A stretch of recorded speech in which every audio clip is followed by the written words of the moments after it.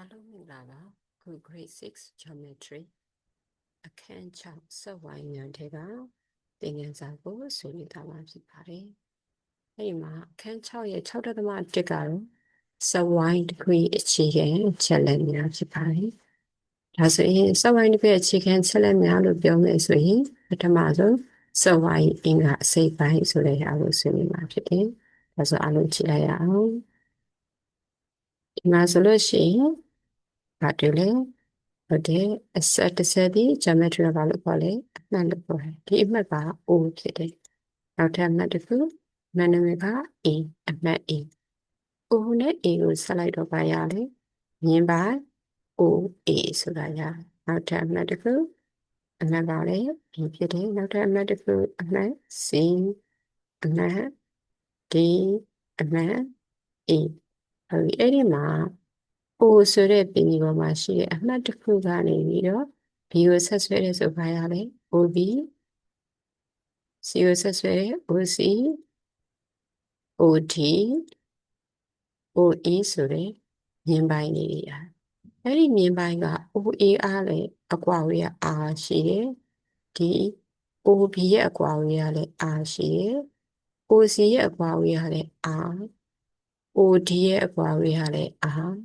OE ရဲ့အကွာအဝေးကလည်းဘာဖြစ်လဲ R ပဲဒါဆိုရင်ဟောဒီ O ဆိုတဲ့အမှတ်ကနေပြီးတော့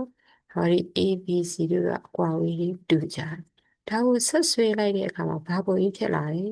ဟိုဒါတော့ဆက်ဝိုင်းဆိုတာဖြစ်လာအဲ့ဒါကိုအင်္ဂလိပ်လိုဘာလို့ခေါ်လဲ circle CIRCLE circle မြန်မာလိုဆက်ဝိုင်းလို့ခေါ်ဒါကြောင့်မို့ဆက်ဝိုင်းဆိုတာဘာလဲလို့ဆိုဟောဒီပြင်ကြီးပေါ်မှာရှိတဲ့အမှတ်တစ်ခုကိုအမှတ်တွေတစ်ခုကနေပြီးတော့အကွာဝေးတူညီစွာရှိနေတဲ့အမှတ်တွေနဲ့စုစည်းထားတဲ့မြင်ကွေဟောဒီမြင်ကွေအဝိုင်းလေးကိုဘာလို့ခေါ်လဲစဝိုင်း circle ခေါ်ပါတယ်ဟုတ်ပါပြီဒါဆိုရင်ဟောဒီအလယ်မှာရှိတဲ့အမှတ် O ကိုဘာလို့ခေါ်လဲစဝိုင်းရဲ့ဗဟုအင်္ဂလိပ်လို center လို့ခေါ်တယ်ဟောဒီဗဟုကြောင့်ခုနဖြစ်လာတဲ့မြင်ကွေဟောဒီမြင်ကွေပတ်လေးလေးကိုဘာလို့ခေါ်လဲစဝိုင်းအဝန်း circumference လို့ခေါ်တယ်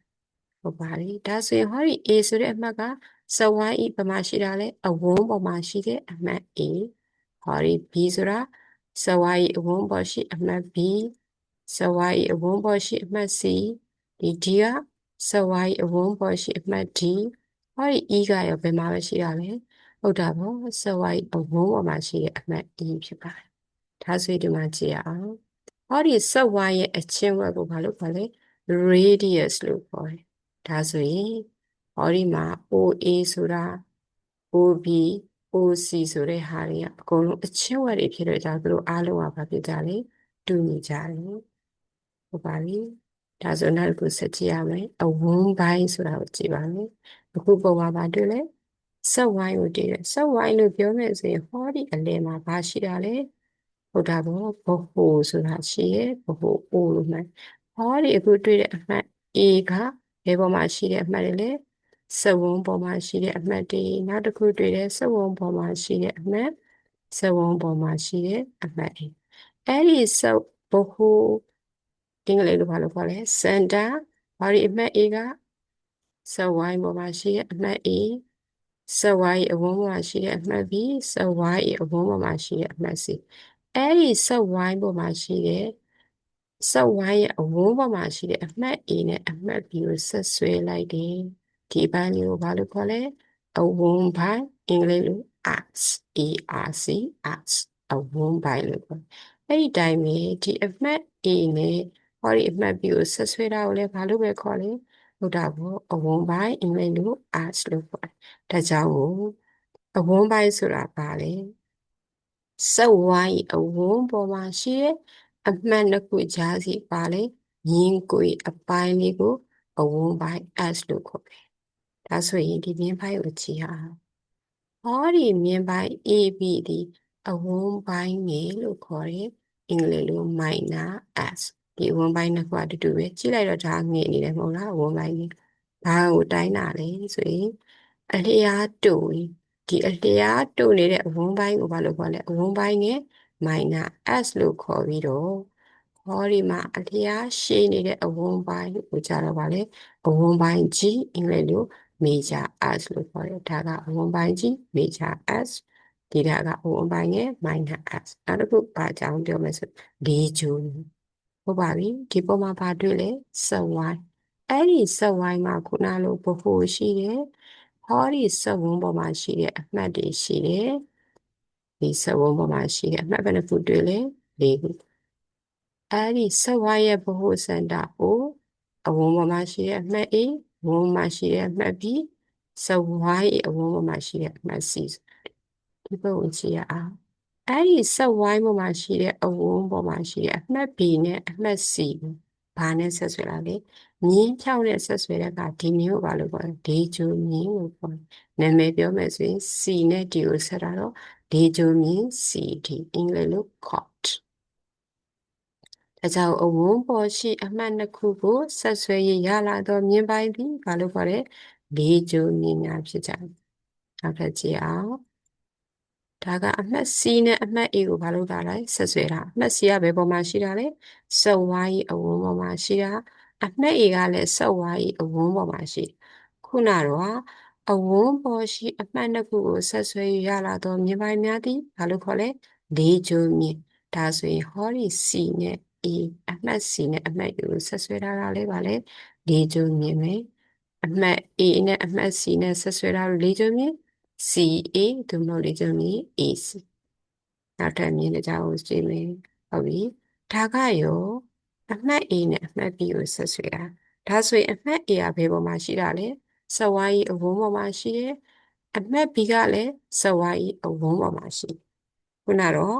စဝိုင်းအဝန်းပေါ်မှာရှိတဲ့အမှတ်နှစ်ခုဆက်ဆွဲထားတော့မြင်းကိုဘာလို့ခေါ်လဲဟုတ်တာပေါ့ဒီဂျိုမြင်း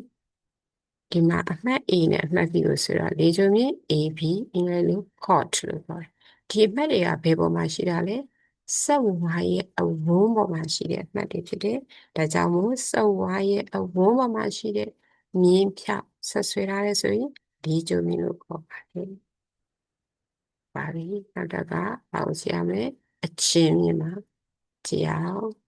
။စဝိုင်းဆိုဘာရှိမလဲ။ဘဟုရှိတယ်။ဘဝပေါ်မှာရှိတဲ့အမှတ်တွေဘယ်နှခုတွေ့လဲဟုတ်တယ်အမှတ် A အမှတ် B အမှတ် C စဝိုင်းဘုအစန္ဒစဝိုင်းအဝန်းပေါ်ရှိအမှတ် A စဝိုင်းအဝန်းပေါ်ရှိအမှတ် B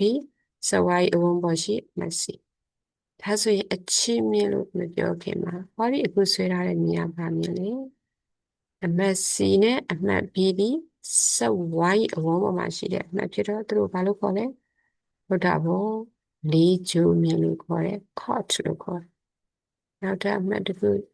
ဟောဒီဘဟုအိုကနေပြီးတော့စက်ဝန်းပေါ်ရှိစက်ဝိုင်းပေါ်ရှိအဝန်းပေါ်ရှိတဲ့အမှတ်ကိုဆက်ဆွဲရင်တော့ဗာမြင်လို့ခေါ်တယ်ဟုတ်တယ်အချင်းဝက်မြင်းပိုင်း OA စက်ဝိုင်းဤပါလေလေအချင်းဝက်အင်္ဂလိပ်လို radius ဒါကြောင့်မို့ R လို့ပြောနောက်တစ်ခုကြည့်အောင်ဟောဒီ C ဆိုတဲ့အမှတ်နဲ့ဒီမှာဘာမှဆက်ဆွဲထားလိုက် D ဆိုတဲ့အမှတ်နဲ့ဆက်ဆွဲထားရဲဆိုဟောဒီ CD ဆိုတဲ့မြင်ကဘာမြင်လဲလေးကျိုးမြင်မယ်ဘာဖြစ်လို့လဲဝန်းပေါ်မှာရှိတဲ့အမှတ်နှစ်ခုဆက်ဆွဲတာဒါပေမဲ့ဒီပေါ်ဆွဲထားတဲ့ဒီ